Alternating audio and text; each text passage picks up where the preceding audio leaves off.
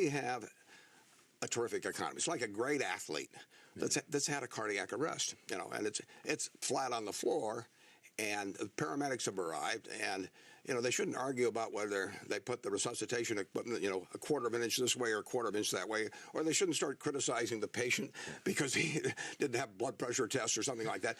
They should do what's needed right now, and I think they will. And I think the Congress will do the right thing. I think that they get into certain arguments and they start worrying about assessing blame, and there's a little demagoguery. But in the end, something this important, they'll do the right thing. This really is an economic Pearl Harbor. That sounds melodramatic, but I've never used that phrase before, and this really is one. But go through why that is true, beyond the fact that there's a freeze on credit, beyond the fact that nobody's making loans, beyond the fact that banks don't lend to banks, beyond the fact that Treasury bills are at a low.